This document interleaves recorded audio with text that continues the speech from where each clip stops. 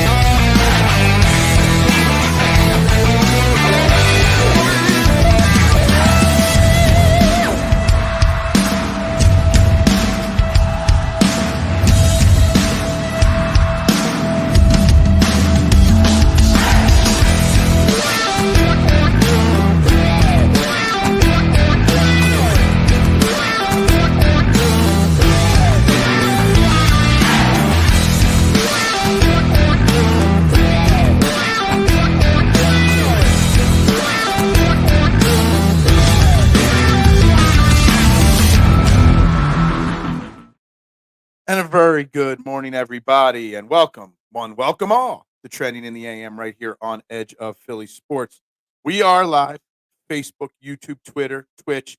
You know the drill. Wherever you are watching, hit that like button, that subscribe button, that follow button, that share button. It is free to do it. It does not cost you a thing to help support a local content creator, to help a local channel, not the big wig channels. It's free to do. Those like and subscribe and follow and share buttons help massively. They really do. I'm your host, Phil Stiefel, every single morning here on Training the AM. You can find me on all social media platforms at Beard and Knowledge. If I'm on it, that's how you find me. Good morning, Big Al. How you doing today? And we ask a very simple question. And it might sound a little repetitive from last night's show because, you know, I set the trends. Everybody else just copies. I came up with the title. And then Big Al had to go and start the conversation last night on his show, which I love it. I appreciate it. I'm just giving you a hard time. But right now, our Philadelphia sports teams are all in different places in their path to I know you did. And I only watched like 5 minutes of your show last night. I was really busy at the shop and with things, but I turned it on the perfect moment. I did. Our franchises are all in different parts of their steps towards becoming a title contender, a champion in their respective sport. So I'm asking, I kept Danny Briere's name out of it for the most part. On Twitter, I put Danny Briere's name in it just to make sure that I didn't get attacked by people saying, "What, you forget about the Flyers?" But really, there's three guys that I want to dive into. Dave Dombrowski, Phillies president, de facto general manager. Daryl Morey, Sixers president, vice president. I don't know what his title is. He's really the GM. Or Howie Roseman, president, GM of the Eagles. Who is under the most pressure to succeed? And I think what the word succeed means for each of those three individuals is different. Howie Roseman, getting us back to the Super Bowl, is succeeding. Maybe winning a Super Bowl. Dave Dombrowski, winning a World Series now, is success. Anything less than winning with this start would not be a success for him. And Daryl Morey, I guess getting the team to through the second round.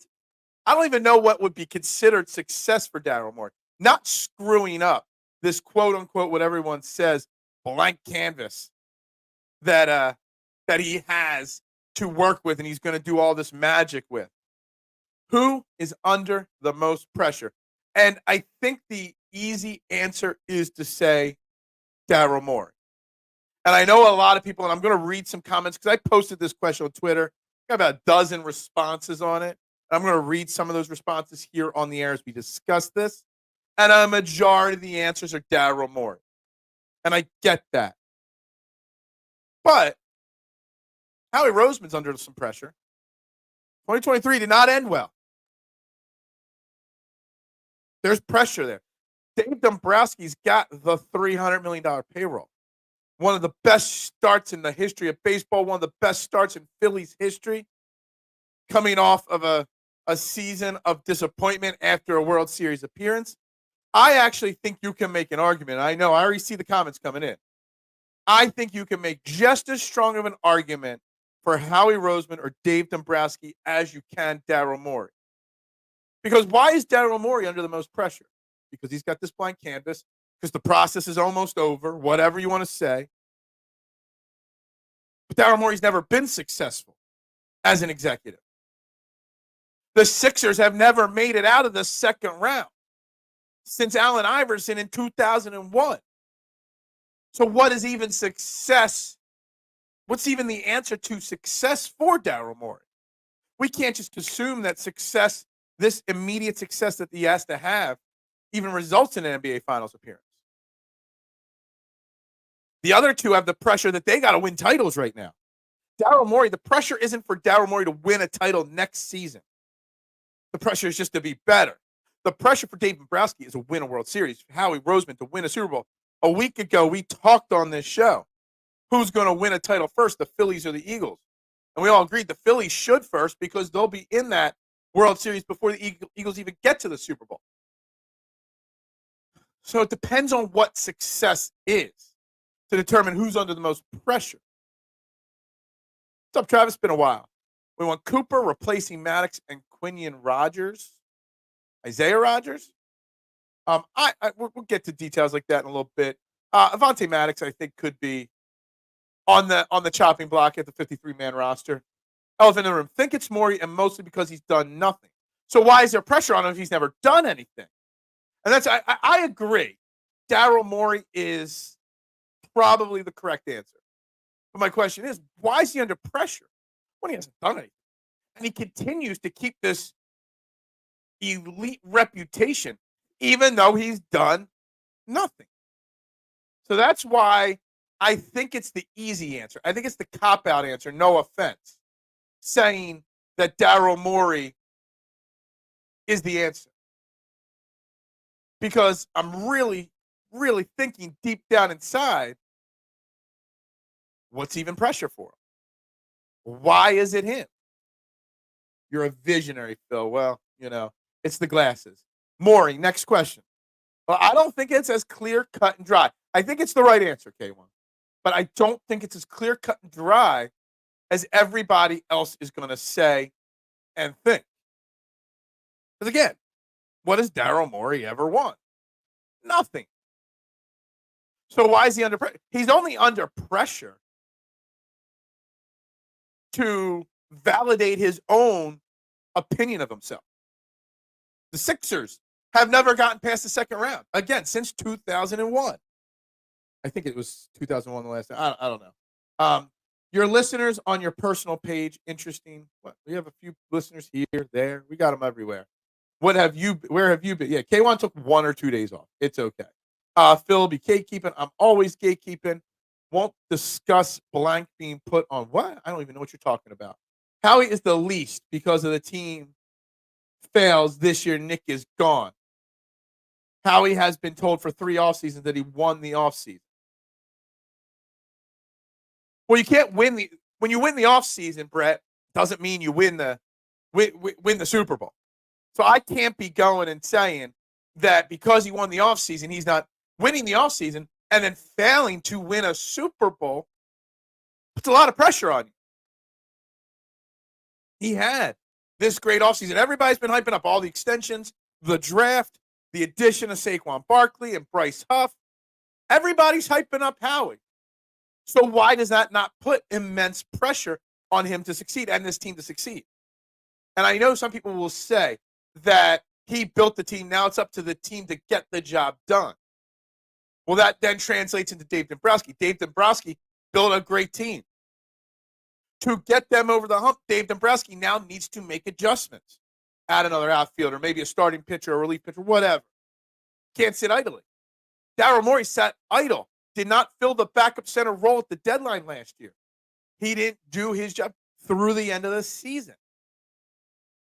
So I think there's more of a discussion here than people are really willing to let on. Everyone's a Phillies fan now because they're the best team in baseball. Sixers are the Cowboys, lots of talent, but not enough. Travis, I've heard other people make that reference before, maybe even you. I mean, it breaks my heart that it's even remotely accurate. Phillies find and win this World Series. I hope so. Witness protection. But did you rat out? Never rat on your friends. Never. And keep your mouth shut. All I got to say. Because the rent comes due eventually. And when he's looking for a new job, one might not be there. On Daryl Morey, absolutely. I think Daryl Morey would get another job. Daryl Morey does build winning regular season rosters. He just has never built a championship roster. Morey has the fastest closing of the window, but Dombrowski was my choice. I like the way you phrased that, Big Al. Morey's under the most pressure that if he fails, he's going to be fired first. But in the court of public opinion, that doesn't matter. In the court of public opinion, I think Dave Dombrowski needs to win a World Series. Dave Dombrowski, what's he win? One World Series in executive, Big Al? I believe it was one. And he's taken a few other teams to the promised land, just not completed. He wants to go down as one of the greatest GMs of all time in baseball. He's got to win another World Series. You can't create a $300+ million payroll and then fall short in the NLCS. Train the AM studio, getting better again, has not changed one bit since the last time you said that. Don't mess up your Shuri read. All right, well, whatever. Howie's got a job as long as Lori's owner.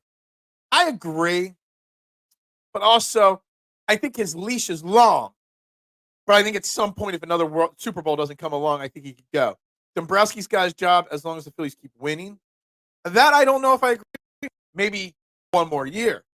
But when John Middleton is spending the money he's spending, he's going to expect a World Series trophy. And I think John Middleton will have a shorter than people realize leash. That no matter what happens this year, Dave Dombrowski won't get fired after this year. But if he doesn't win a World Series this year or next year, there's a very good chance that he's got a 2-year window this year and that next. Morey is on the hot seat, but is he? Because before this past season, they extended Daryl Morey's contract to coincide with Nick Nurse's 5-year contract. So Daryl Morey's on the contract, on the books for 4 years still through 2028. I don't know if Josh Harris, as long as we keep making the playoffs, as long as he keeps selling high-ticket courtside seats and luxury boxes because Morey goes star hunting, brings LeBron in. It doesn't work out, but you made money. I don't know if Daryl Morey's window is that much different than Dave Dombrowski's. Just saying. Because he makes money. If the Sixers lose, typical. If the Phillies lose, it would be a huge letdown. Absolutely agree. And it's not all on the GM. Somebody else, the players still have to play. The coaches still have to coach. I get all that. But when there's a trade deadline, and this is the thing with Daryl Morey, he didn't fix this team at the NBA trade deadline properly. He made mistakes along the way. Dave Dombrowski, if he doesn't go out and get a great outfielder to fix our outfield problem, if he doesn't find us a fifth starter to get Taijuan Walker out of the rotation, if he doesn't go out and get us another reliever to solidify the bullpen, and he misses, or we fall short because of one of those things, that's not successful. Dave Dombrowski has to win a World Series this year. Daryl Morey doesn't. Now, if Dave Dombrowski doesn't win a World Series, he probably doesn't get fired. If Daryl Morey doesn't make it out of the second round, I don't know if he gets fired or not. The only way Daryl Morey would get fired, I think, is if they missed the playoffs. That's just my opinion. Yo, Phil, get an Eagles merch. Duh. Dude, there's so much merch in my house. There's only so much space. I picked my favorite Phillies stuff, and a few other odds and ends and Jimmy Buffett things. It is. Oh, and there is the Eagles logo in this picture right there. See, right above my finger. There's an eagle right there. Just so you know. So there is the Eagles back there. Howie winning the offseason doesn't always every team, and I always say this, Doug. You've been following me for a long time. You know I say this. The day one winner of free agency never wins the Super Bowl. Okay? So, yeah. You got to succeed. I mean, Howie Roseman's brought us one Super Bowl in a very long time in Philadelphia. They've got arguably one of the best offensive rosters in all of football. A young, growing defense. Now, I agree. Howie Roseman's not getting fired no matter what happens in 2024. He'll be given the opportunity to fire Nick Sirianni if he needed to and hire another coach, which never heard of a GM hiring as many coaches as Howie Roseman has. It's another topic. But there's still pressure to succeed, especially in the court of public opinion, especially in the fans' eyes.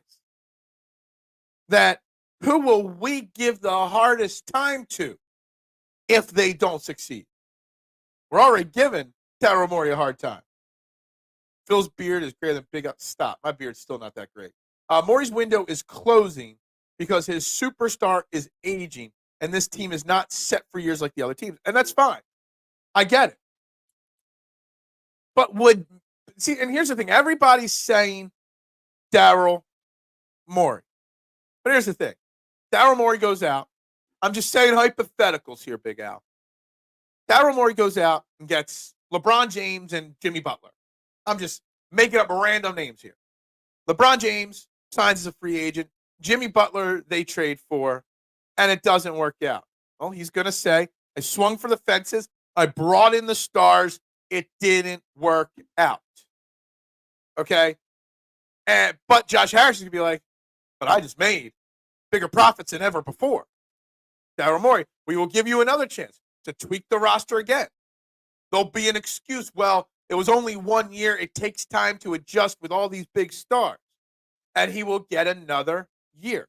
So while I think he's under the most pressure, I don't think his window is closing like the superstar Joel Embiid's window is closing, if that makes sense. I think Joel Embiid's window is closing faster than Daryl Morey's. Joel Embiid on the Sixers, Joel Embiid's career. That's at least how I see it.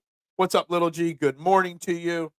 Matty B, he's in, he's out. He doesn't like waking up too early in the morning, just so you know.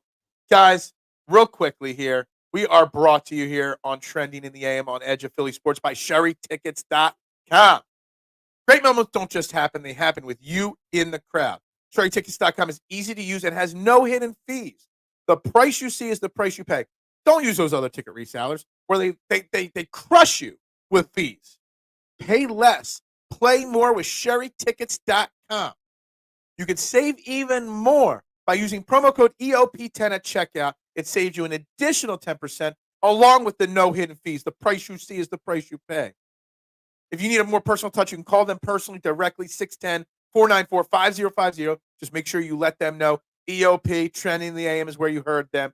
SherryTickets.com also has theater and concert tickets, anything you can't get your hands on. Remember, don't overpay with the rest. Save with the best. SherryTickets.com. And again, 10% off with promo code EOP10. Again, that's SherryTickets.com. The problem is keeping OCDC around long enough to mold the team. The difference between a home cook and a chef is day in, day out consistency. These players have not had that consistency. That's a great point. And how we can go around using that as an excuse if necessary. Because let's be realistic here. We went from Schwartz to Gannon to Desai. 1-1-1. 3 straight. Right, now Fangio. 4 years, 4 different defensive coordinators. But Vic Fangio does not have expectations to become a head coach anymore. He's already said he hopes this is his last job coaching, however long it lasts. So we don't have to worry about him. So we might actually get some consistency, some stabilizing on the defensive side of the coaching front. That you might lose some assistants and stuff like that for people looking for promotions and stuff like that. But that's something else. Kellen Moore is our Steichen. Yeah, it's our fourth offensive coordinator, third offensive coordinator in 3 years, fourth offensive coordinator. And my guess is if the Eagles are successful, if Howie Roseman follows through and does not collapse under the pressure, if this team wins as expected, which at this point, I saw something interesting. What is the minimum we need for the Eagles to be successful or consider them successful? Is it the NFC Championship game? And I agree. NFC Championship game or bust is the bare minimum for this Eagles team. And if that happens, Kellen Moore's going to be the number one head coaching candidate next offseason, unless Bill Belichick wants to coach again. And even then, I think Kellen Moore might be the first choice for a lot of teams. So no matter what we get out of this team this year, we are going to be right back at this problem next year. And if we fail this year and this team blows up this year, then we'll still have a new offensive coordinator because Kellen Moore probably will take over as head coach of the team. It's interesting. It's an interesting part there. 4 defensive coordinators. Well, yeah, I forgot about Patricia too, because Gannon was here for more than 1 year. So, but yeah, we went from Gannon to what is going on in my head right now? You know what I'm getting at. But yeah, I forgot about Patricia. I don't think he ever was technically the offensive coordinator or the defensive coordinator. He was just filling in. He was just calling the plays for the defensive coordinator. I think to answer the question, you got to think about what is this team under pressure for, each team. What do they have to hit to achieve success? And why, if they don't achieve success, why don't they? If Howie Roseman spends big and that person does not succeed on the field, is that on the player or is that on Howie Roseman? I think you make an argument that it could be on the players, but it could also be on Howie Roseman if he spends too much money in one spot, if he invests too much. Look, he went out with his first 2 draft picks, okay, and got 2 cornerbacks in Quinion Mitchell and Cooper DeJean, okay? There were a lot of other holes than cornerback. What if Tyler Steen is not the answer at center, and you could have drafted Jackson Powers Johnson, and he turns out to be this great center, and Steen isn't? That's Howie's misjudgment there. Overcompensating at one position. And I forget, it goes back to the Jordan Davis versus, Hamilton conversation. Overcompensating at a position. I don't know. I'm just making arguments for the others. And I want to read some of these tweets that some people put up here. And other things coming today, guys. We're going to keep talking this. We're going to release a few more names on my top 32 quarterback list later in this show, because then tomorrow's show, we will finish the list and we will discuss the list in its entirety. There is 11 names left to release, 10 or 11 names. We're going to save the final 6 or 7 for tomorrow. We'll do 3 more names today. So that's on the agenda. Lots of stuff. I got things to talk about Jorge Lopez today. Again, another Marcus Hayes being an idiot. I want to bring in Y100 Sonic Sessions. I saw somebody sharing pictures of their Sonic Session CDs. Amazing. I want to talk Bryce Harper today about things I saw yesterday. But we're going to keep going with this conversation for now. Patricia was a sabotage hire. How is it a sabotage hire? Do you think Howie Roseman was trying to sabotage the team? I'm not sure why you use the word sabotage there. Patricia was to appease Jeffrey Lurie's fascination with the Patriots' way of doing business, with the Patriots in general. I don't know if it was a sabotage hire because I don't really truly understand that use of the word sabotage there. But you know who's not going to sabotage you? PhillySportsTrips.com. If anything, they are going to kick ass. If you're a Philly Sports Trip fan and you want to travel with your favorite team, then travel with the best, PhillySportsTrips.com. They are the pros. They offer premium travel and tailgating experiences for the best fans in the world, the Philadelphia sports fans. Self-travel packages, full travel packages, week trips, half-day trips, bus trips, flights, you name it, they got it to all the Philadelphia sports teams, Phillies, Eagles, Flyers, Sixers, Union. They might even have one to the Water Dogs, the championship game this weekend. Go to PhillySportsTrips.com, sign up, Let them know ELP and Trending the AM sent you. And don't forget, if you want to do something really awesome, they got a great trip to Brazil, August 30th to September 8th, to see our Eagles take on the Green Bay Packers week 1 of the NFL season. You're not going to want to miss it. And go find phillysportstrips.com on social media. You'll see all the pictures of the places they're going to take you. That's too rich for you, or you don't want to travel abroad. They got some great trips this summer to see the Phillies play on the road. A short little trip up to Boston. Actually, that's like 2 weeks away, to see the Phillies play the Red Sox at Fenway Park. We got a day bus trip to Baltimore, Camden Yards, to see the Phillies take on Baltimore. And then over the 4th of July, we got a 4-day trip out to Chicago, Wrigley Field, to see the Phillies and the Cubbies do battle. That would be my choice if I had. Out of all 4 of these trips, been to Boston, been to Baltimore, never been to Chicago. My body's too old for Brazil. So I would choose Chicago. Make sure you check them out, phillysportstrips.com, and let them know EOP and Trending in the AM sent you. Guys, right back to this conversation, because I want to read some of these comments from people on this thread. Morey, and it's not even close, from my man Mark Perner, who was on a few weeks ago.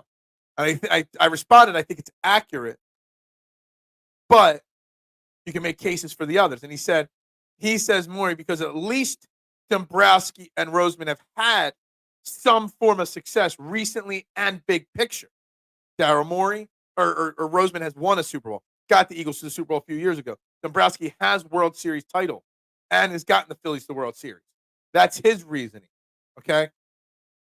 My man Tim Sullivan saying Morey hands down. He was handed a team and the ability to make moves, and they've regressed since then. He needs to make a real difference. But what is a real difference? He's been building and succeeding in a short time. Dave Dombrowski. Morey has 2 of the top 20 players in the league. Dombrowski's got like 5 top players in the league. My man Sean, who we very rarely ever agree, but we sort of agree on this one. I would say the one who's been here 13 years and has been overpraised by the fans, and Howie Roseman. Someone voting Howie Roseman here. I know it's not popular to say, but it's the truth. He's done more bad than good, has he? I don't know if I'm going to go that far. But I like other people being brought into the conversation. Matt Walsh saying, Morey, it's not even close. Josh Nasso, Morey again. He's been given a blank canvas. Again, I don't understand this blank canvas conversation. Because Daryl Morey does have a blank canvas because of the moves he's made. And he's never built anything, so I don't get that. Flyer 88 said, Morey hands down. Because the Phillies and Eagles have recently made championship rounds. Briere not, yeah, I mean, he threw Briere in there with a name like Flyers. I expect that. My man Kenneth Eugene Fisher saying, Morey came in with a great rep and has won nothing, but his great rep was false build.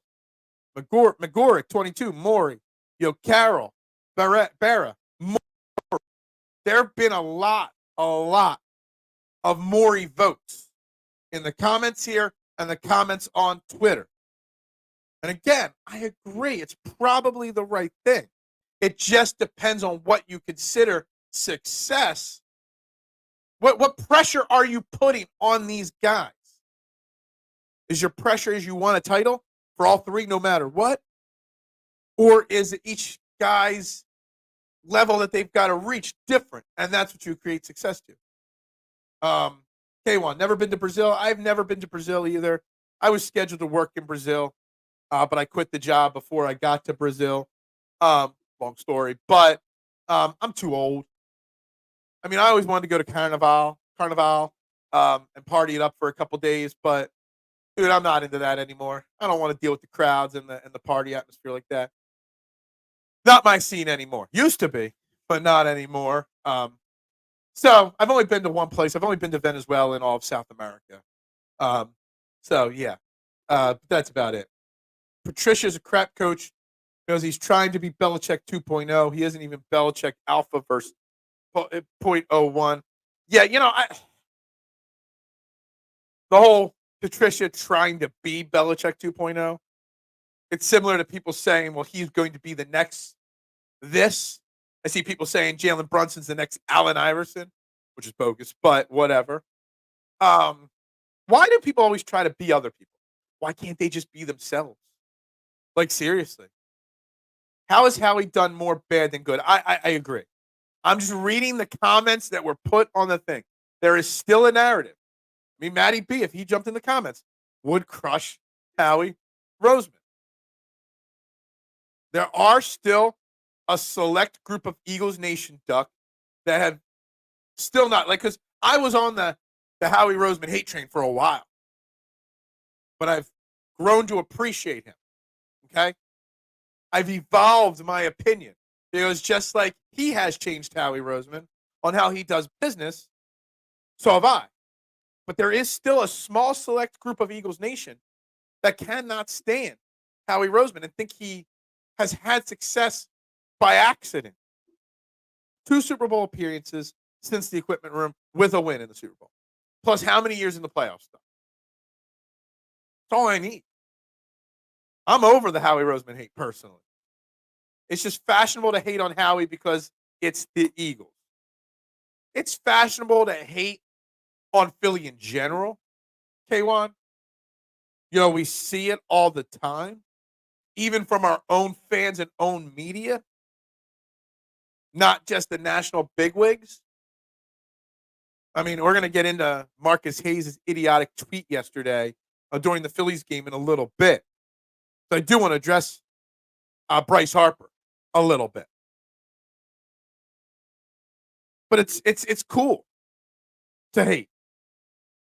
It's what you do to get clicks is to hate, to stir the pot. But some of the people, like the Sean guy, I don't know him, but he's been following me and interacting with me for a while. He's been consistent for years in his hate of Howie Roseman. It's just his opinion.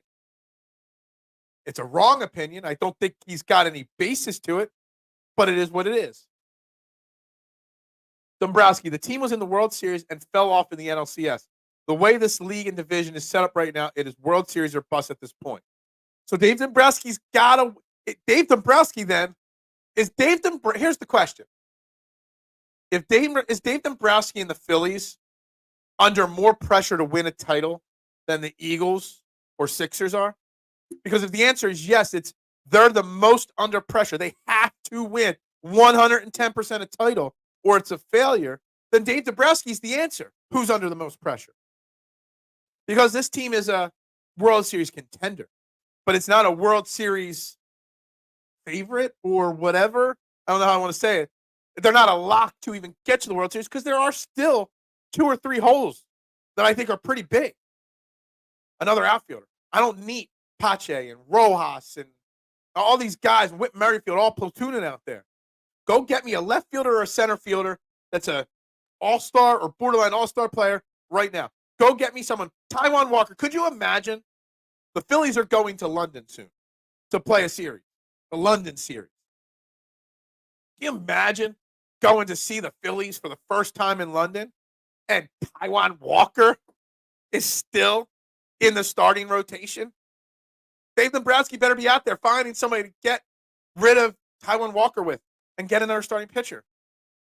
I want to say we need another elite reliever. Although, I will say, Sir Anthony Dominguez in May had 9 appearances in the month of May so far. I mean, there's still, there's a game tomorrow, so who knows what will happen. 9 games in the month of May. He has given up 1 earned run. His ERA has gone from north of 9 to below 6 this month. So I always said that if Dominguez can return to somewhere close to his 2022 form, that's like bringing in an all-star. Maybe he's turning a corner. I don't know. But Dave Dombrowski, this Phillies team, has to win a World Series, not just because of the money spent and the talent on this team, but because the division and the NL is wide freaking open. You can make it if the Eagles make it to the championship game, but then lose to, say, the 49ers, or we'd be pissed off, but we'd still consider it a fairly successful season.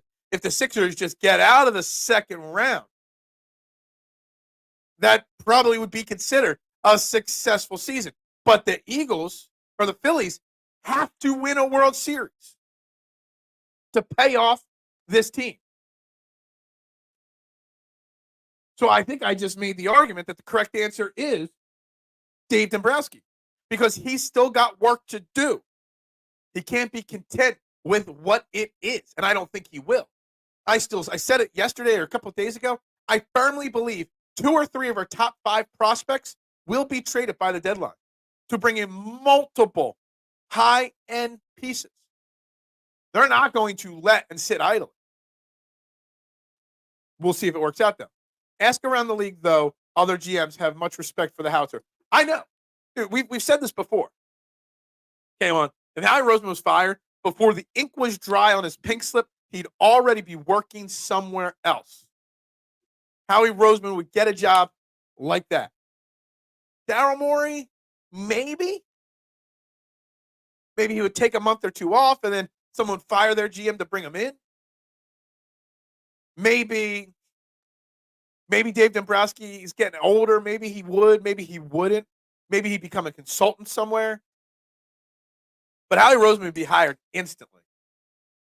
They don't need another starting pitcher free Turnbull from the pen. I agree. You know, I got crushed, Big Al. Crushed. When the rumors first started, the Turnbull will be back in the bullpen when Taijuan Walker's ready. When they announced it, I got crushed when I said it was the wrong decision.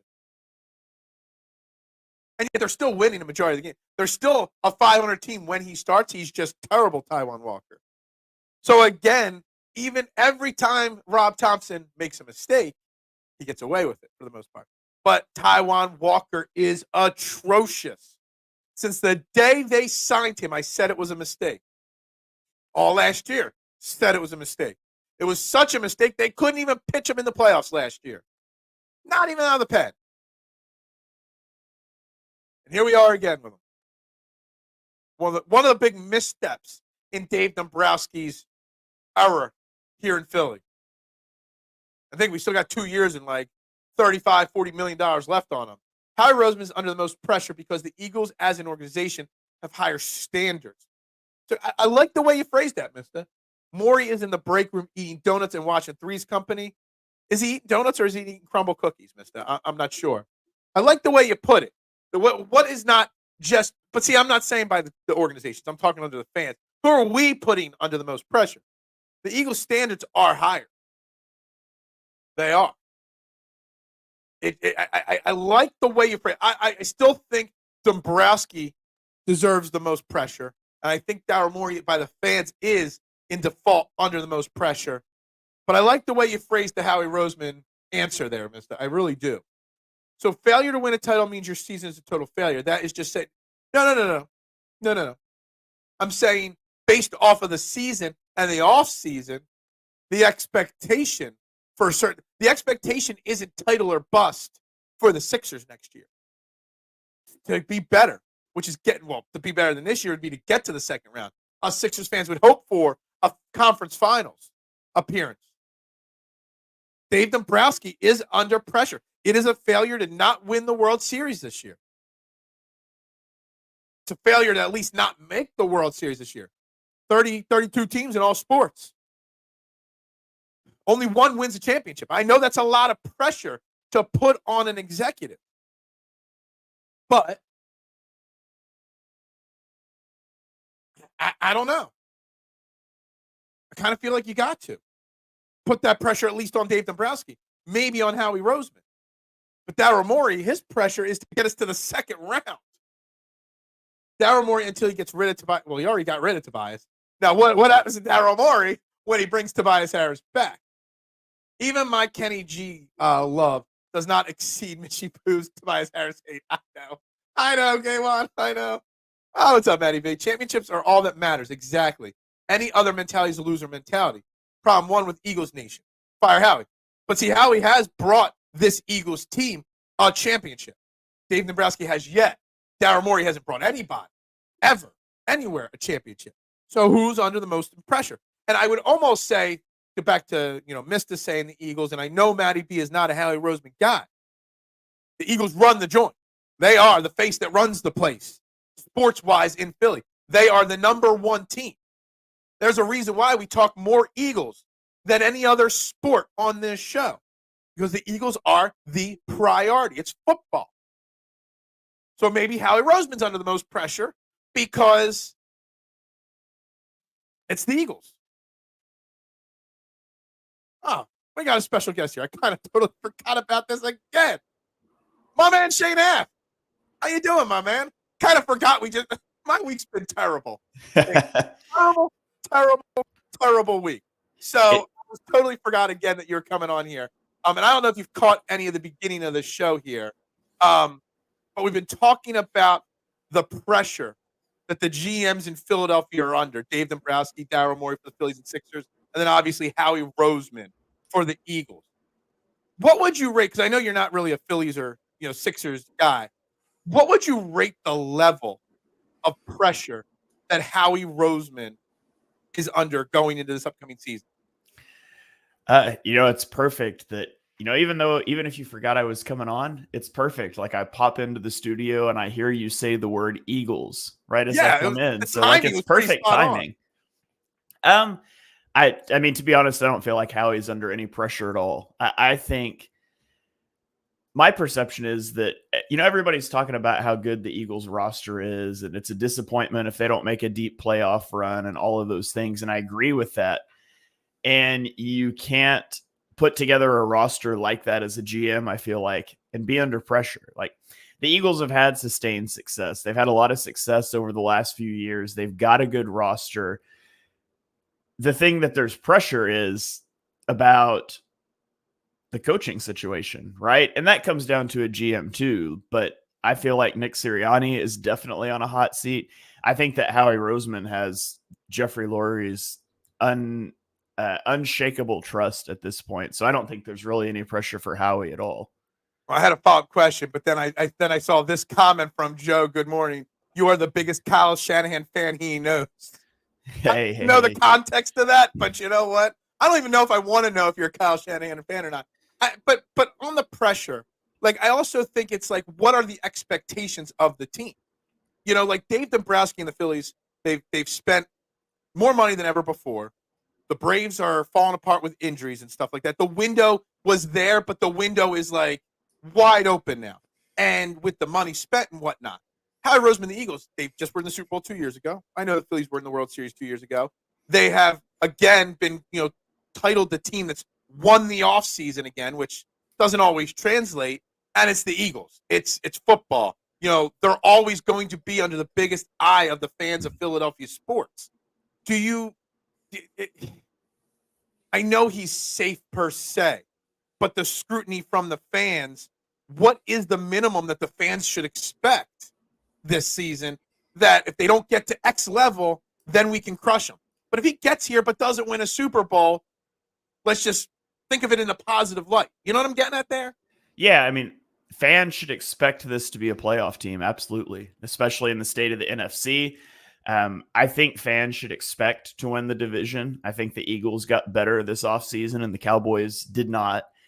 And you want to go win some playoff games. Now, once you get to January football, I mean, anything can happen. And I think we've seen that enough over the years. And, it's crazy, like how much different you feel about a team if they lose in the divisional round or make it to the Super Bowl.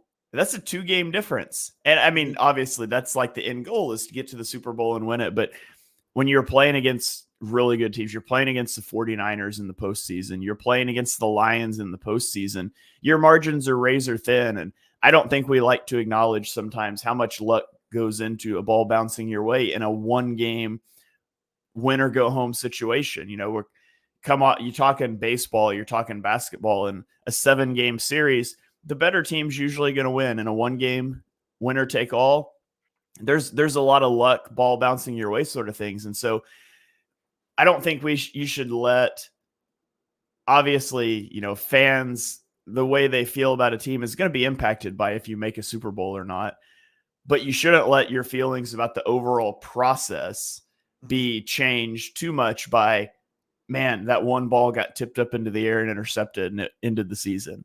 Because we know a lot of turnover type stuff is luck. And so I expect a playoff run. I expect a deep playoff run. If the Eagles have a good season and they go home in the divisional round of the playoffs in a close game. And it's not like we had, it's not like we're falling apart at the seams last year. You go play a good game, you get beat. I'm not going to be like, man, Howie Roseman didn't do a good enough job. Nick Sirianni didn't do a good enough job. I think the GM's job is to put together that roster. The coach's job is to develop the system for those players to succeed. And then players have to go execute in the postseason. And, I expect that this year. And sure, there's a lot of unknowns. There's a lot of things I'm excited to see on the field. Offensive line, the defensive line, two things that have been strengths for a long time. And there's some turnover and some change there. And so I'm excited to see if the Eagles have done enough. But overall, I think it's been a good offseason, and I expect good things this year. So, and I get the whole theory that, the GM builds the team, then the players and the coaches have to play and coach. But it's also on the GMs of these teams to see what they did and then pivot before trade deadlines and whatnot. Make addition, like we saw 2 years ago, bringing in Dominican Sue and Linville Joseph to solidify a problem on the defensive line. The Sixers failed for a lot of reasons, but Daryl Morey didn't pivot right at the NBA trade deadline. The Phillies, they're the best team and their window's there. But Dave Dombrowski has moves to make the pivot. So I still think that maybe the end goal isn't always on the GM as his fault, but the GM still has to make decisions. And then on the next thing, I said it earlier in the show, like Howie, you just mentioned some of the questions on this team. Howie Roseman, some of the moves he made could be considered overcompensation. Like cornerback was really bad last year. Secondary was really bad. So let's draft two first and second round cornerback. Let's go spend big money on Chauncey Gardner-Johnson. But then maybe he failed to address other positions. Instead of Cooper DeJean, you could have gotten, one of the best centers in the draft. What if Tyler Steen isn't or not Tyler Steen, Cam Jurgens isn't the answer? Like, you still got to think that some of the failures of a team still can be on the GM, even if he builds on paper a great team. Yeah, for sure. And, specifically on the center point in the second round of the draft there, I think, obviously Eagles fans are used to having like a top offensive line. And I don't think there's many fan bases that appreciate offensive line play in the way that Eagles fans do. And I've heard a lot of talk about the offensive line, and there's no doubt, spoiler, I'm doing a mailbag episode of my podcast with Johnny later this week. And one of our questions was if we were concerned about the offensive line. So I'll give you guys a sneak preview, but okay. I think if you tell me that the offense is terrible this year and the Eagles win 7 games, how did it happen? I'm going to say, well, the offensive line was an issue because you're replacing your center. You're replacing your right guard. Lane Johnson's a year older. Now, that said, I don't expect the offensive line to be bad. I think Eagles fans have gotten used to having Jason Kelsey, and, they've had Jason Peters and Brandon Brooks, and it's just been this elite offensive line for a long time. And I think their expectation is like, oh, yeah, every team in the NFL has a really good offensive line, and now all of a sudden we've got a hole at center and right guard. I'm telling you right now that 30 teams in the NFL would trade offensive lines with the Eagles in a heartbeat. And so is there some concerns? Is there some question marks? Well, yeah, Cam Jurgens has snapped 4 balls in the NFL. You've got Tyler Steen, who played like 67 snaps last year, and those are going to be your 2 starters. But everybody sings the praises of Jeff Stoutland, and you still got Jordan Mailata, who had a bit of a down year last year, but was still a good offensive tackle. You've got Landon Dickerson, who's an all-pro, and you've got Lane Johnson, who should be a first ballot Hall of Famer. Like, you should be able to figure out 2 pieces. And it's, they went and they got Matt Hennessy, which nobody talks about, but I think that's one of the best moves they made this offseason. Just get a guy who snapped some footballs in case there's an issue with Cam Jurgens snapping the football. But at the end of the day, he's drafted to be your center of the future. He's been on the team 2 years.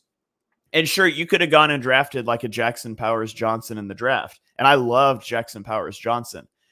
At the end of the day, Cam Jurgens played center in college too. And so neither one of them has snapped the ball in the NFL. And I certainly wouldn't have derided like a JPJ pick. But I don't think you were going to move on from your center that Jason Kelsey helped pick after 2 years where he played right guard and was fine.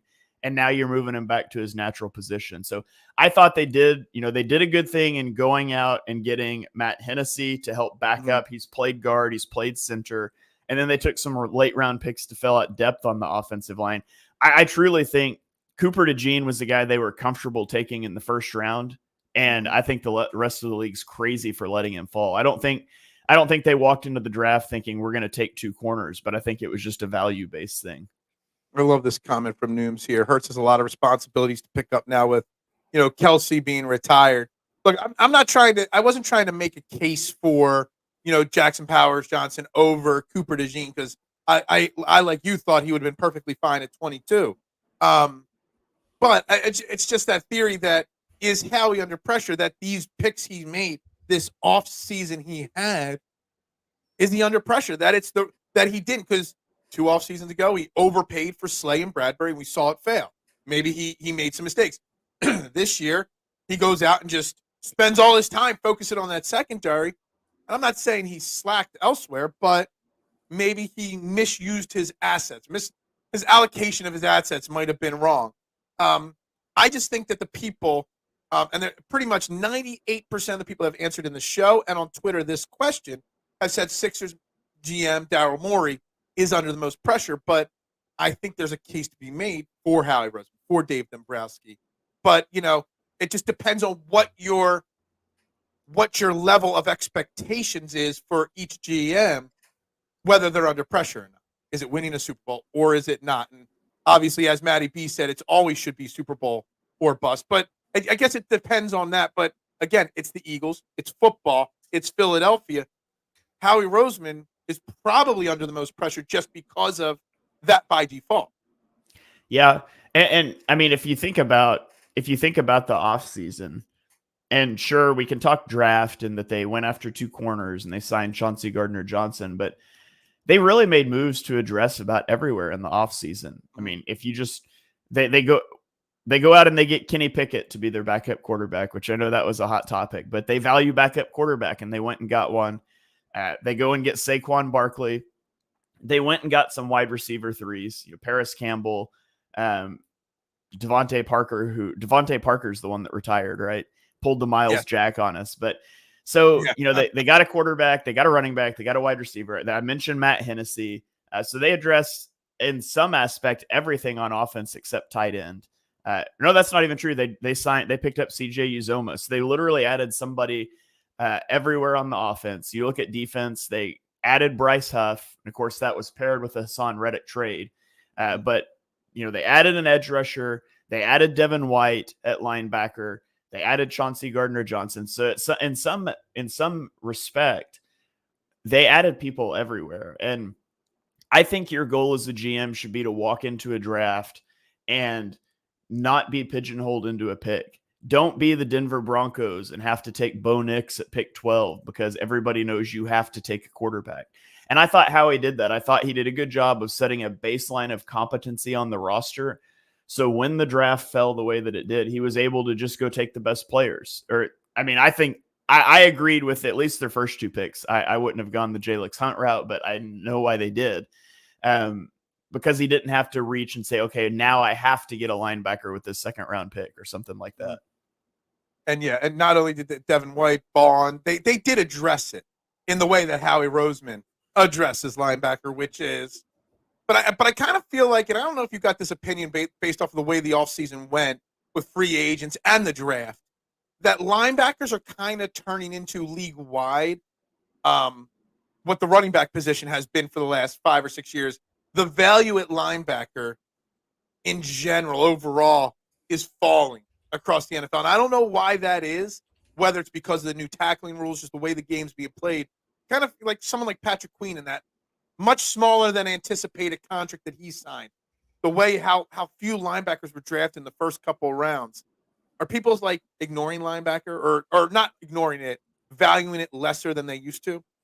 I think so. I think you see, the game's changing. Teams are becoming much more pass heavy. So linebackers are getting smaller. Linebackers are becoming hybrid safeties. And I do think at a certain point, you go too far that direction and the pendulum's going to swing back as teams play more split field, too high safety looks, as teams play more nickel and dime. I mean, if you look at one of the Cowboys' weaknesses last year, and I don't know how much the viewer base here watches NFL as a whole versus Eagles, but one of the Cowboys' weaknesses was basically just playing dime personnel.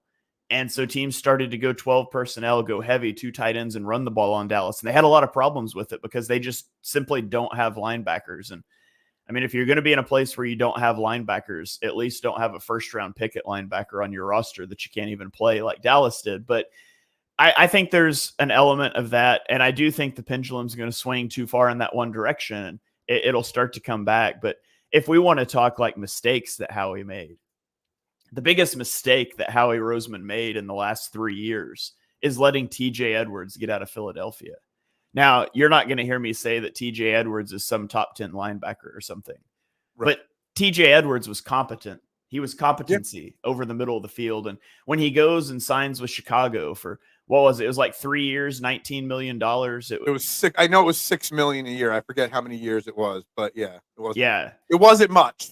That guy should have been in Philadelphia. And you can't discount like, hey, he's from Chicago. Maybe that's where he wanted to play. But I got a sneaky suspicion Howie didn't offer to match or beat that contract. And you think about a lot of, now obviously Fred Warner couldn't fix Matt Patricia. So we would be out of luck no matter what. But if you just think about some of the early season woes last year against, Nicholas Morrow, Zach Cunningham trying to cover the middle of the field, and you just swap one of those guys out and put TJ Edwards in there, I got a feeling the middle of the defense just wouldn't be as big of a hole as it was. I want to address this comment from Matty B. Offenses are now ignoring the middle of the field. About a year and a half ago, I got a regular recurring guest. His name's Coach Dale Carlson.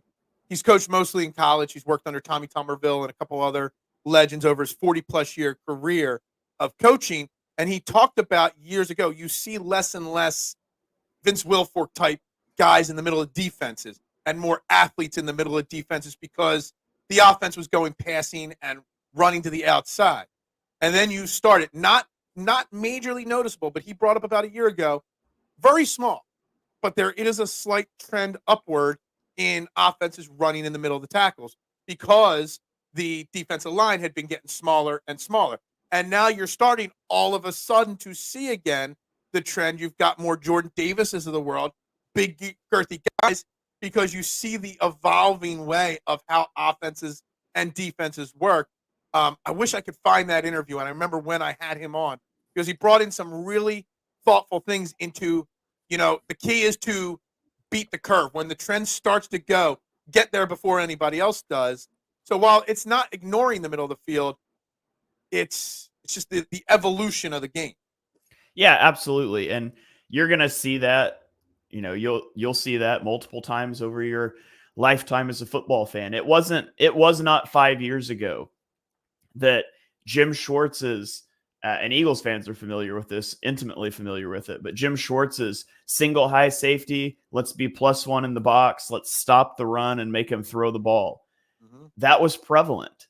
And then you started to get, Joe Burrow and Patrick Mahomes, and they were getting torched. And I mean, I remember a couple years ago when it was defenses have solved Patrick Mahomes. You're playing 2 high safeties, and Mahomes struggled for like half a season because he couldn't, create deep explosive plays. And all of a sudden we come out and now he's running a West Coast offense and he's executing 18 play drives. And we have yet to see defenses counterpunch to that. Defenses are still in that split field safety look. And we're starting to get into some more creative blitzing looks. I think that's going to be the next wave of like defensive answers, but it's a constantly evolving chessboard out there. And I think that you're going to see, the run game is going to matter. Your quick passing game is going to matter. And then defenses are going to make their adjustment. And I don't know what that adjustment's going to be, but it's going to take us a couple months, and then offenses are going to start to catch up. And that's just that never ending cycle in the NFL.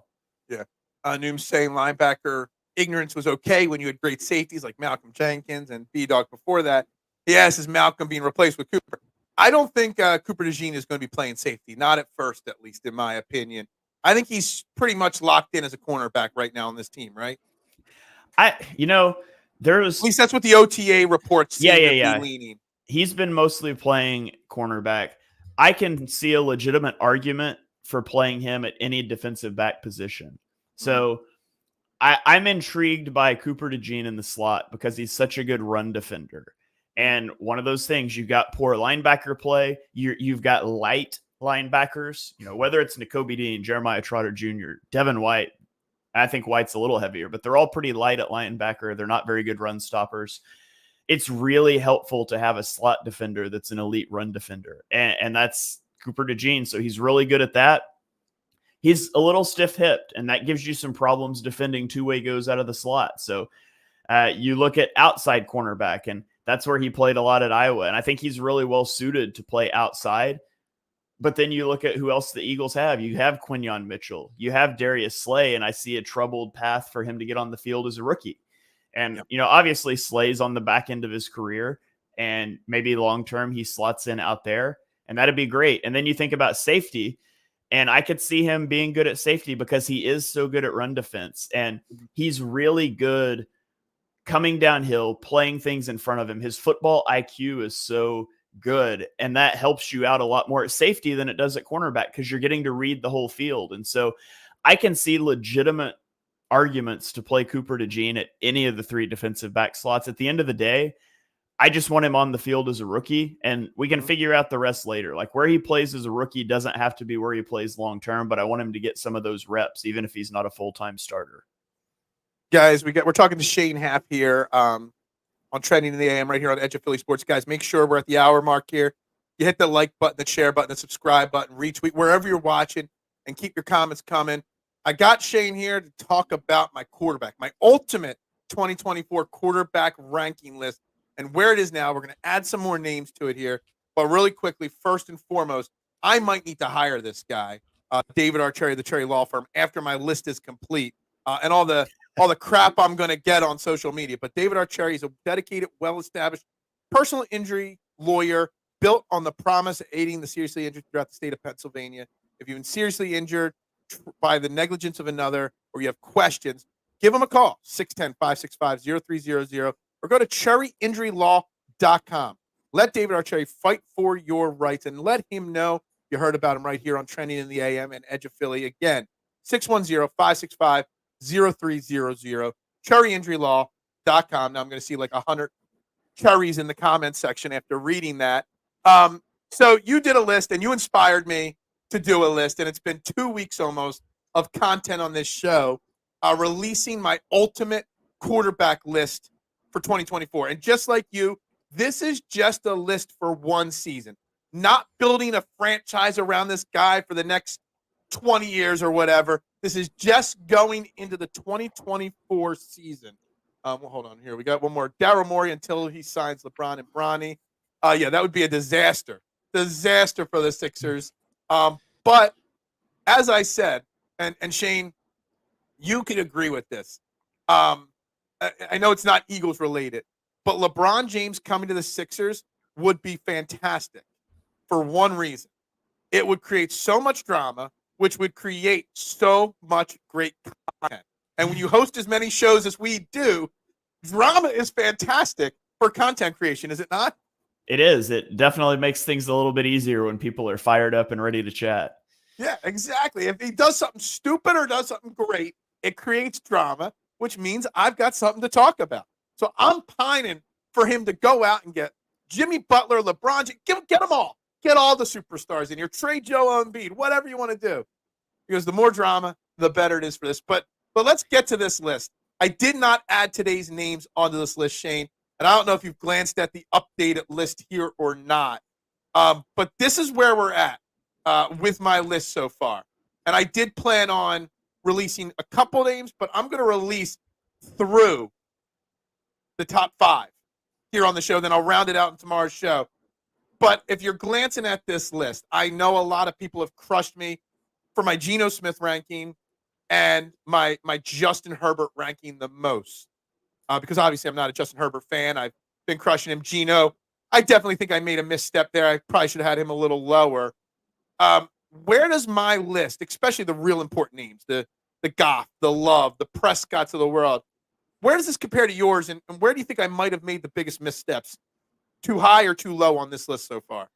Yeah. So as I'm scanning through here, Patrick Mahomes is at 1. We're off to a good start. That's CJ Stroud at 5 is actually also where I had him. Now, when I did my list, I did not include rookies. Okay. And I did not include. So just so you know, not only the just for this year, I made sure to pick one quarterback from every team. Mm-hmm. So Yeah. I made sure to do whoever's the prohibitive starter for the team going into the season. Yeah, makes sense. So I ended up ranking 27 guys. I left off rookies, and I also left off Anthony Richardson since he only played like 3 games and left 2 of them early with injury. And then I ranked both Steelers quarterbacks because I don't know who's going to start there. But Brock Purdy's higher than I would have him. I got a lot of flack for, of course, you can't have discourse about Purdy. No matter where you put him, 49ers fans are going to scream he's too low and everybody else is going to scream that he's too high. But I had Brock Purdy at 14th on my list, and my co-host argued with me that I had him too high. Too high? Yeah, he had him at like 18 or something. So that's one of the ones we're the furthest apart on. Okay, so can I counter that and ask you and your co-host? I didn't see that episode. I just saw your rankings. The narrative is always that Brock Purdy is a system quarterback, right? That's, why he gets knocked down from some people. But those same people that knock down Brock Purdy for being a system quarterback also hate on Jalen Hurts. And Jalen Hurts, other people would say, is a system quarterback. Patrick Mahomes is a system quarterback. Jared Goff everybody is a system quarterback. Just Patrick Mahomes is elite. Do you think people take that statement of Brock Purdy is just a system guy maybe a little too far, or they use it to justify their opinion, a little too much? Yeah, it depends on which side of the argument that you're on. But yeah, I think when I put Brock Purdy at 14 and I talk about his system, I'm not discounting that Purdy is a good quarterback. I think Purdy is a good but not elite quarterback. And it's really hard to evaluate quarterbacks independent of the system around him. But what we know is that the Kyle Shanahan system boosts quarterback play. We saw what it did with Jimmy Garoppolo, right? And so I start there, that Brock Purdy plays in a system that's tremendously quarterback friendly with the best play caller in the NFL in Kyle Shanahan. And by the way, he's also got one of the best tight ends in the NFL in George Kittle. He's got Brandon Ayuk, who I would say is a top 10 receiver. He's got Deebo Samuel, who I'm not as high on as a lot of people, but he has a very unique skill set that fits well with that system. And then he's got Christian McCaffrey, who, Christian McCaffrey, everything about that offense is huge for Christian McCaffrey. And so I look at that and I say, he executes that system really well. He does. And the differentiating thing between him and Jimmy Garoppolo is he brings some creativity to that system that Garoppolo didn't. He's got some escapability, but I still see him struggle with pressure at times when those first reads aren't there. And I look at the rest of the system and what he's got to work with, and I say, for right now, I think he's a good quarterback. I'd take him on my football team. Absolutely. I mean, putting him at 14, I'm saying I would take him above over half of the rest of the league's quarterback situation. Mm-hmm. But there's guys that I have ahead of him that I would just like to have more. And so I'm not a Purdy hater.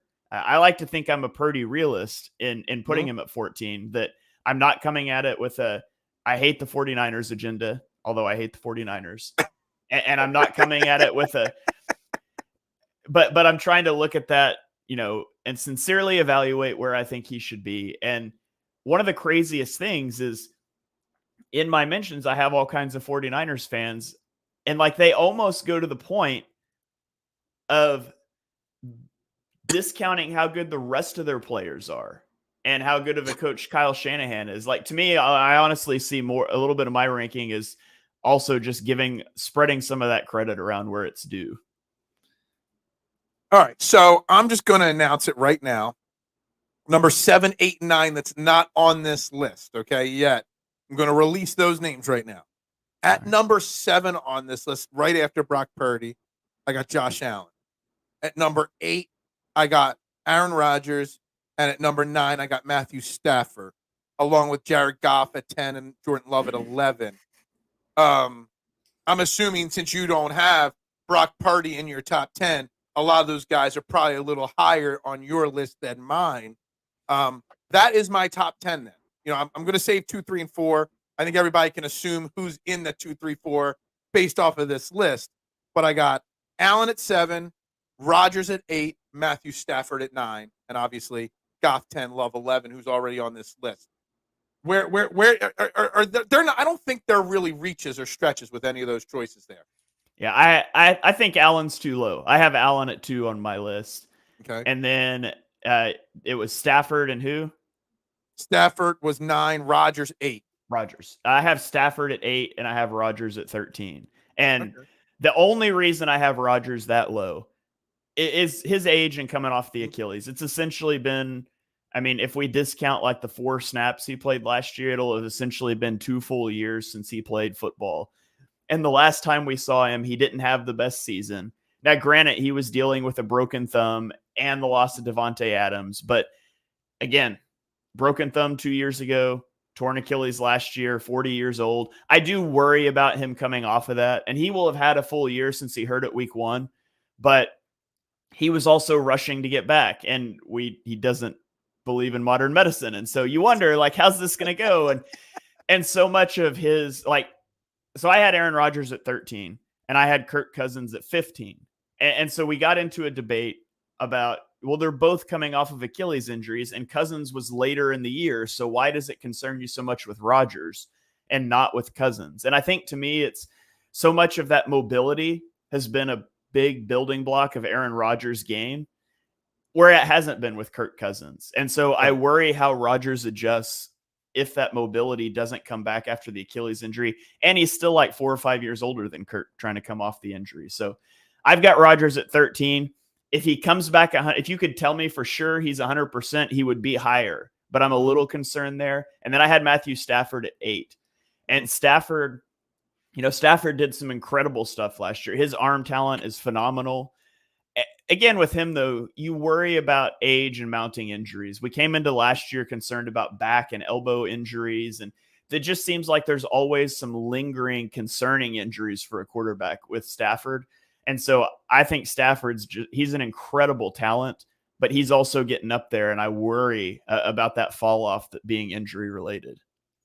Okay, so I had Trevor Lawrence at 14, Justin Herbert at 15. That is one thing there that I got a lot of flack for. A lot of people overrate Herbert, in my opinion. Same thing with Trevor Lawrence. I think Trevor Lawrence, for some random reason, just like Justin Herbert, gets a pass for being mediocre, I guess is the word. What are your thoughts on those two guys and where they get ranked in general? Not just on my list, but in general. Do people overvalue those two guys a little bit? I think so. Justin Herbert, I have him at 7. Okay. Herbert has all the arm talent in the world. And, he gets a lot of credit for that. I think he's been hamstrung by some really poor offensive scheming, a really poor offensive roster. But at the end of the day, he should be able to elevate a roster. And he should be able to overcome some of those coaching issues. And he's 30 and 32 in his career. Now, he was hamstrung with Brandon Staley, who I kind of think is a career loser. And, this is me moving Herbert down. I had him in the top 5 last year. And at this point, he got Kellen Moore.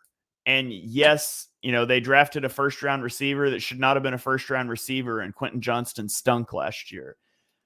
Stop drafting TCU receivers in the first round, by the way. But it never works out for your team. Trust me, it never works out. Stop drafting athletic TCU receivers that can't catch in the first round. But he had Kellen Moore last year, and Kellen Moore's a good offensive coordinator, and it was a disaster. And a lot of that comes down to Staley too. But he's 30 and 32 in his career. So I'm not a QB wins guy, but at a certain point, you got to win if you're going to be up any higher for me. And then on Trevor Lawrence, I had Trevor Lawrence at 10. Mm-hmm. He's been hot and cold his entire career. Mm-hmm. The first year is a total loss with Urban Meyer. I don't think anybody could succeed in that situation. They go make the playoffs in year 2 with Doug Peterson. They tremendously regressed last year. And Lawrence has been hot and cold that whole time, but this is year 4. And I think he's a really good quarterback, but it's time to grow up and stop making so many mistakes. Like Trevor Lawrence has 39 interceptions and 33 fumbles in 50 career games. That's 72 combined times. Now, not all those fumbles were recovered by the defense, but I'm just going to say potential turnovers. That's 72 potential turnovers in 50 games. If you want to be higher on the list than that, stop making dumb mistakes. And I think Lawrence is incredibly talented, but he needs to put it all together. And so I have him at 10.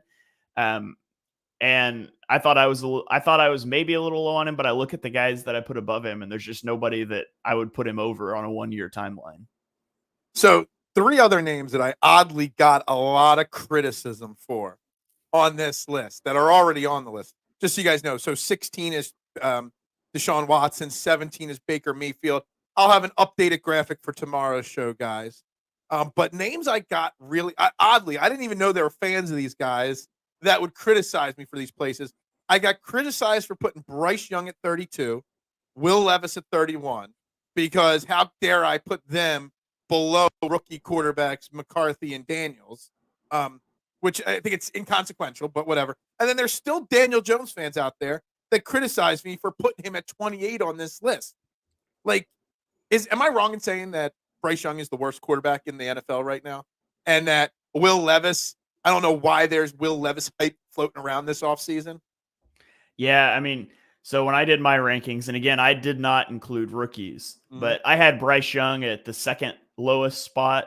I had Russell Wilson below him because I'm just over the Russell Wilson thing. Wow. But my bottom 3 quarterbacks were Daniel Jones, Bryce Young, Russell Wilson. Okay. And Deshaun Watson was down there. I had Deshaun Watson. So the bottom of my list is Will Levis, Deshaun Watson, Gardner Minshew, Daniel Jones, Bryce Young, Russell Wilson. So that's kind of the end of my list there.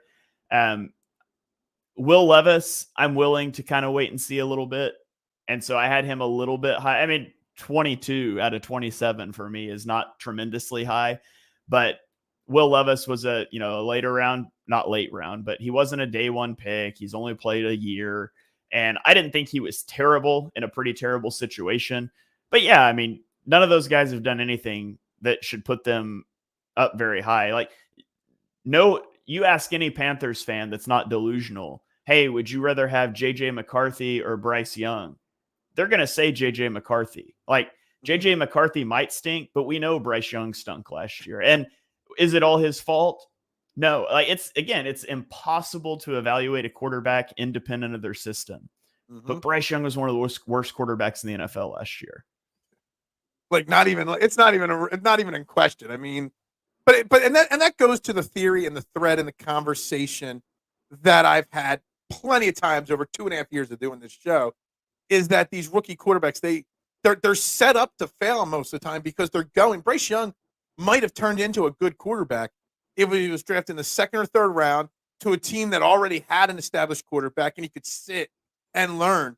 You look at the rookies this year, J.J. McCarthy, Daniels, Caleb Williams. Those are guys probably that are definitely starting. Drake May probably won't start right away. I'm not sure who else, where they are in, the depth charts right now. But most of these guys are going to terrible organizations and terrible teams. And they're going to be forced to start right away from day 1. And that's never a recipe for success. Yeah, it's tough. And it depends on the quarterback as well. Like, some quarterbacks, I think you should just get them on the field. And some quarterbacks, they need to sit. I don't think there's a tried and true answer. I think a lot of it comes to, you got to know your quarterback. And to me, if I can put the quarterback on the blackboard or the whiteboard, I guess we don't use chalkboards anymore. If you can put them on I guess we should say if you can put them on the smart board. They probably don't use whiteboards either. If you can put them on the smart board and you can give them formations and plays, and they can give you the answer against single high, they can give you the answer against spinning safeties, they can give you an answer against the corner, and they know mentally where to go. And there's not mechanical issues we're trying to address, because you cannot fix mechanical issues in the season. If the mechanics are where we want them to be, and mentally you're seeing what we want you to see on the smart board, and then we put you out there, and it's not good because the pro game is faster, the only way to adjust to that is to take live reps. Mm-hmm. And so that's where you put that guy out there. And that's where I think a guy like a Drake May probably should start, because from everything I've seen, he's there mentally and he's going to just need those reps. But if you're a guy that, there's something major mechanically we're trying to fix, if we throw you out there as a rookie, it's going to be deeper ingrained. If you cannot catch up to the game, if you're not, you were a one read and run quarterback in college and we're trying to get you past that, we can work on that in practice. But when live bullets fly, you're going to revert back to that and further ingrain those tendencies. Then it's going to be better to put you on the bench and let you develop that. And so I think it varies quarterback to quarterback what you're best suited for. But yeah, I mean, the whole structure of the NFL draft is parity, right? The worst teams get the first picks. Quarterback is the most important position, so they get overdrafted anyways. And so you've got teams that are one of the worst 2 or 3 teams in the NFL reaching for a guy that should be like a pick in the 20s and taking him in the top 5 because they need him. And so, like you said, a lot of times it comes with a major trade up too. And so you're really setting guys up. You're really giving you, and because of those assets you trade up. Look at the Trey Lance situation, or the Zach Wilson situation a few years ago. All the assets there. I mean, but the problem is, like we've talked about the evolution of football here today a few times and how things change. You would think executives and GMs would plan this stuff out better. Now seeing how how many quarterbacks have bombed in the last 5 or 10 years that all these assets were given to. You would think the evolution would be, let's grab our next guy. Like, we all crushed what Atlanta did, trading up to take Penix after giving Kirk Cousins the big contract. But maybe that's like the next, in theory, maybe that wasn't the right choice, but in theory, maybe that's the evolution where you've got your quarterback and you draft a guy. Because we could talk about Aaron Rodgers sitting behind Brett Favre for a few years. We could talk about, we can go way back and talk about Carson Palmer sitting for a year, Donovan McNabb sitting behind Doug Peterson for 10 weeks. Maybe that's the next evolution in football, where teams start grabbing their quarterbacks a year or 2 away from when they're actually going to need them. Yeah. And then the hard part with that is so much of winning a Super Bowl with QB contracts is having a quarterback on that rookie deal. And so you look at a guy like Jordan Love last year, he sat multiple years. He comes out and it was shaky at the beginning of the season, which again, I think is an argument for getting a guy out there. He sat on the bench for 3 years? Maybe it was 4 years. I can't remember now. And he started his career really poorly. And by the end of the year, he was firing on all cylinders. And that's great. It's like, man, we got the franchise quarterback. And oh, by the way, you have to pay him right now because his whole rookie contract, he was on the bench. And so that's tough to, there's a lot of luck that falls into these situations too. I mean, Patrick Mahomes falling to the Chiefs, nobody knew what he was going to be. You think of Andrew Luck, and they end up with a top pick that year and they just luck into Andrew Luck. And that's why getting a quarterback in a good situation, that's why I'm really high on the Bears and what the Bears have done. Now, the Bears got lucky though, right? They traded the number 1 overall pick. They traded the potential to draft a CJ Stroud last year. Who knows if that was the top guy on their board, to the Panthers, who picked the wrong quarterback and turned around and gave the Bears the number 1 overall pick while by the way, they still had the number 9 pick. But you look at the Bears now, they have DJ Moore, who I think is a good receiver. They sign Keenan Allen. They draft Rome Odunze. They've got their offensive line kind of fixed. They got Darnell Wright last year. They have Braxton Jones. They've got some tackles. And I'm not telling you those are like world beaters, but they have a solid offensive line. They've probably got like a top third of the league weapons group, and they went and got the number 1 overall pick at quarterback. And so, you talk about a guy that falls into a great situation, like Caleb Williams is stepping into a great situation in Chicago. And I'm really excited to see what he does as a rookie. I missed this comment here. Both McNabb and Mahomes, same thing. They both sat, I think, for about 10 or 12 weeks their rookie year just to get. And look, I wasn't comparing Penix and Cousins to Rodgers and Favre whatsoever. I'm talking about the evolution of what teams do with quarterbacks that they draft, just giving them a chance to catch their breath. Okay, you don't want to sit them for 3 years, that's fine. But sitting them for 10 weeks, just helps them a little bit. That's just my opinion. Guys, we're talking to Shane Half here, right here on Training the AM. We're about to wrap this show up. Shane, what do you got going on? I know you guys got lots of shows going on a lot of different things right now.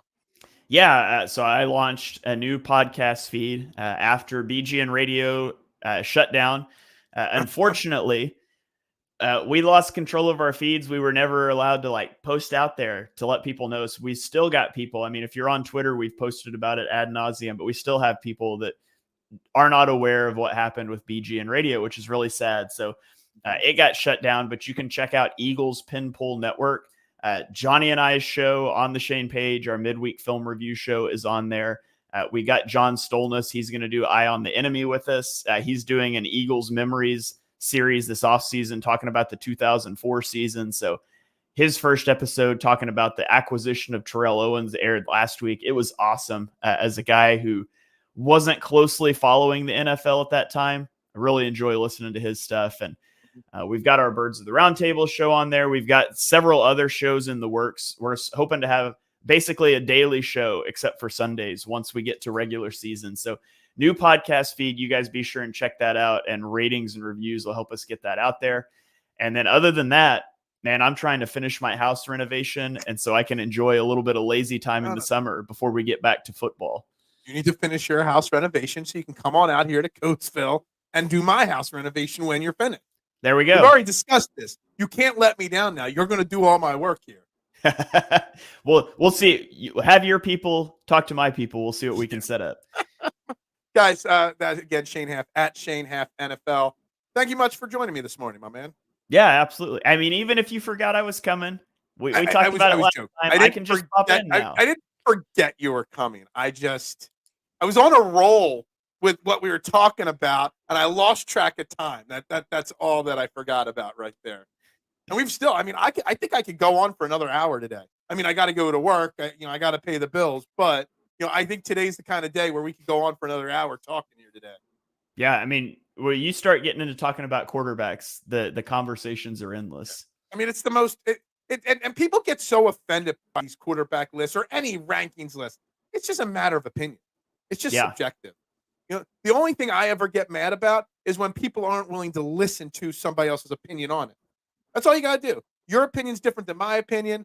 My opinion's different than yours. We discuss it. We don't fight about it.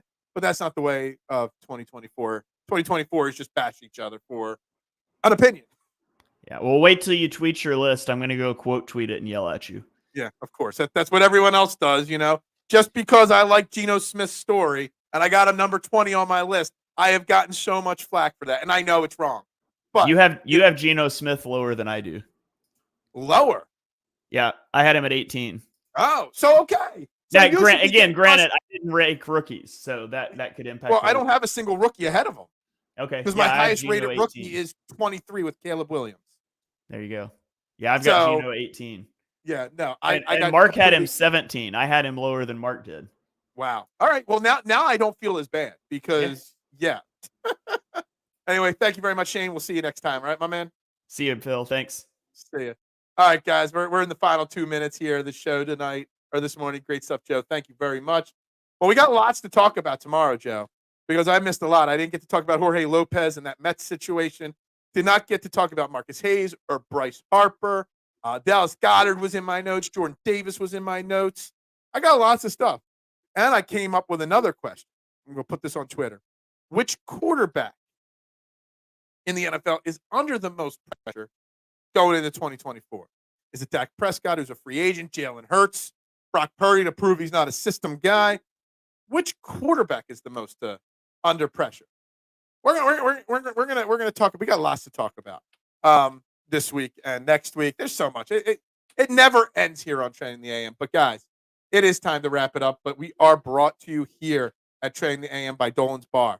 When you're staying local and you want to watch a great game, just hang out with some great people. Go to Dolan's Bar, 24 East Sellers Avenue in Ridley Park. The quintessential Irish-American dive bar for the last 65 years. They've thrived for one great reason, how they treat their great patrons like family. Great music, food, drinks, times. They give away memorabilia. Philly sports icons sometimes walk through the door. Go check them out. Dolan's Bar, 24 East Sellers Avenue in Ridley Park. Tell PJ, EOP, Trending in the AM sent you, or go to dolanspar.com, follow them on Twitter, Facebook, Instagram, TikTok, wherever you can find them. And guys, 7-day-a-week programming. Today's what, Thursday? So you got Pro Football Stories live at 5 o'clock and the Attacking Third Union Show at 9 o'clock. Make sure you're liking, subscribing, following all the Edge of Philly Sports shows, and subscribe to the YouTube page. It means a lot. Again, like I said at the beginning of the show, it is free to hit that follow or subscribe button. It is free to hit that like button. It is free to help that hit that share button. And it helps content creators massively. It's free to do it. You just hit that button. It's great. Let's connect everybody to the best sports network and the best morning show in the Philadelphia area, trending in the AM. With that being said, I think it's time to wrap up the show today. For Edge of Philly Sports, and I don't know who was commenting under the Edge of Philly Sports YouTube page, but I'm a little offended by this, that you think I was comparing them. I was using an analogy that just to about evolution. I wasn't comparing them. But with that being said, for Edge of Philly Sports, I am Phil Stiefel. We'll be back tomorrow with more. Have a great day. Go Birds, and bubbles up.